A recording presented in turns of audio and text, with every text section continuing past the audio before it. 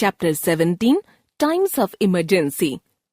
Ever since the beginning of history, man has struggled against the forces of nature and tried to establish his mastery over them. Although science and technology have progressed at a very fast rate, yet the struggle has not ended. Nature keeps on reminding us that it is still the most supreme and undefeatable force, which continues to pose new challenges before us.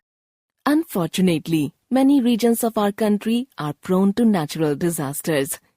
They have become more frequent and intense in recent times due to rapid population growth, deforestation, and lack of planning in human settlements and over-exploitation of environment and its resources. Every year they cause the death of thousands of human beings and animals. They also destroy houses, schools, hospitals, trees, crops, factories, shops, etc. The poor people are the worst hit by these disasters. Do you know, tsunami is a Japanese word. Tsunami is a series of very fast-moving, huge waves caused by undersea volcanic eruptions and earthquakes. The main livelihood for the population of village Sonankuppam was catching and selling fish. Alamelu, an 18-year-old girl, lived alone after she lost her mother. But luckily, she married a very kind person of the same village. Her mother-in-law and father-in-law treated her like their daughter. She was blessed with 2 boys. On December 26, 2005, tsunami, a giant tidal wave, swallowed her husband and in-laws. Her house was washed away into the sea with all her belongings. She was left alone with her 2 kids. She was shattered. Some relief workers gave her food and clothes. She got financial help from the district collector. A police officer took over the responsibility of educating her children. Alamelu joined a self-help group that gave her social and moral support. She was now able to make a new beginning with her sons. Earthquake. An earthquake occurs due to a sudden shaking or vibration under the surface of the earth. On January 26, 2001, an earthquake occurred in Bhuj, in the state of Gujarat. The death toll was over 20,000 and about 1,67,000 people were injured. It is estimated that nearly 1 million houses were damaged or destroyed. Unfortunately, some cities of Gujarat suffered massive destruction, like Bhuj, Anjar, and Bachau.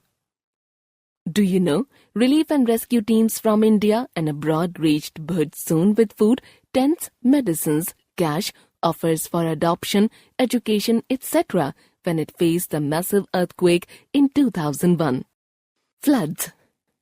Floods occur when the level of water in a river increases due to very heavy rains, melting of glaciers due to overwarming or landslides. The devastation caused by floods is immense. Crops are washed away, houses are damaged, and people do not only lose their belongings but also their animals. They face a threat to their own lives as well. The result is a huge loss of life and property. Even as the floodwater recedes, many epidemics like cholera, typhoid, etc. break out. They cause further harm to human beings and animals. A flood in Bihar washed away hundreds of houses. Though most villagers were able to take shelter in safe places when the water level crossed the danger mark, yet many people lost their lives. Some villagers tried to save their household goods and other valuables. Heavy rains and the sudden rush of flood water from the neighboring villages did not give them a chance to reach safe places and save their lives. The strong current washed them away, along with their houses and belongings. Do you know, a super cyclone hit Odisha, killing 10,000 people, destroying 18 lakh houses and uprooting thousands of trees, electric and telephone poles. Thousands of people were marooned for many days. Over 4 lakh cattle and a massive amount of crops were destroyed. Landslides. complete human settlements can be wiped out by a landslide, which is a mass movement of rock, debris or earth down a slope. Due to the effect of heat, sun, rains and cold, the rocks develop cracks. When these cracks widen, they slide down the slopes, causing vast destruction of human settlements. Landslide is also caused as a result of earthquakes, floods, and volcanoes. In the Himalayas, landslides often cause heavy damage to life and property. Cyclones. These are fast-moving, violent and destructive windstorms. Their force and speed causes heavy damage. A cyclone at sea brings huge volume of water from the sea to the coastal areas. The rushing seawater destroys everything that comes in its path. Cyclones are a great threat to the people living in coastal areas. Volcano. It is a hill which sometimes erupts and red-hot molten lava comes out from the opening. It flows over the slopes and destroys everything in its path: forests, buildings, human beings, cattle, etc. Lightning. Lightning can also destroy houses and other buildings. Lightning is caused when electric charge passes between a cloud. It is most commonly associated with thunderstorms and snowstorms. Direct lightning can affect houses and buildings by damaging roofing materials, chimneys, heating or air conditioning units that are placed outside a building. It can even cause fires by igniting wooden frames of buildings or inflammable liquids. Natural disasters keep happening all over the world. Most of them cannot be predicted, but preparedness and quick response can reduce the loss of life and property and suffering. In India, we often face natural calamities like floods, droughts, landslides, earthquakes and cyclones in different parts of the country. Sometimes the same area suffers from the fury of floods and droughts year after year. Do you know? The sharp rumbling sound accompanied by lightning is called thunder. It is caused by rapidly expanding gases along the channel of a lightning. Epidemics. Some diseases spread very quickly and affect hundreds of people at the same time. They are called epidemics.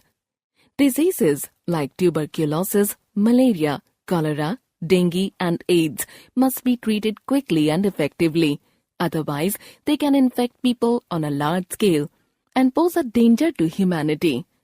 It is very important that timely vaccination and inoculation are provided in the affected area.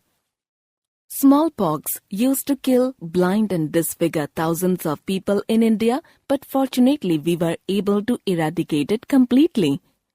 Our government is making efforts to eradicate polio from India. We cannot control the forces of nature and stop natural disasters, but we can help the victims and try to reduce their sufferings. We can donate blood, money, food items, clothes, blankets, utensils, medicines, etc. We can also donate tents which provide temporary shelter to the victims. Role of individual. We can help the rescue workers contact the friends and relatives of the victims. We can console the rescued people and provide first aid to them. We can help the police in maintaining law and order. We must make sure that the anti-social elements are not looting or damaging the property in the affected areas. Role of the community. There are many voluntary non-government organizations, NGOs, working for the betterment of the community. At the time of any natural calamity, they play an important role in providing relief to the victims. They organize concerts, processions, or exhibitions to collect funds. They also create an awareness among the people about the misery and the suffering of the victims. The sympathy and the compassion of the people bring a lot of help for relief operations. They collect donations of money, food items, clothes, etc. and send it to the affected people.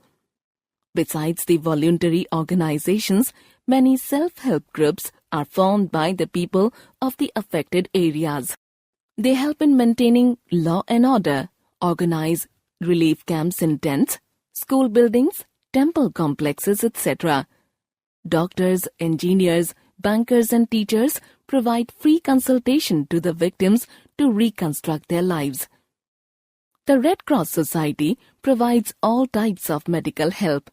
Many doctors, nurses and other people look after the sick, the wounded and help the families of the dead.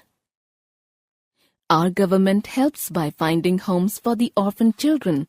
It also provides jobs to the needy and money to build or repair the houses. United Nations Disaster Management Team, UNDMT, works with the help of UNICEF, WHO, UNESCO, etc. to provide relief to the victims. Even our armed forces help the sufferers of the natural disasters. Community participation at the time of disasters is very important. Efforts are being made in India to have disaster management at the national level to encourage coordination and cooperation among the people to reduce the suffering of the victims of natural calamities. In times of emergency, all sorts of help is required, but it is best to donate cash because it allows disaster relief experts to get what is needed in that particular disaster situation. A lot of help can be provided by the local people through Neighborhood Emergency Preparedness Plan.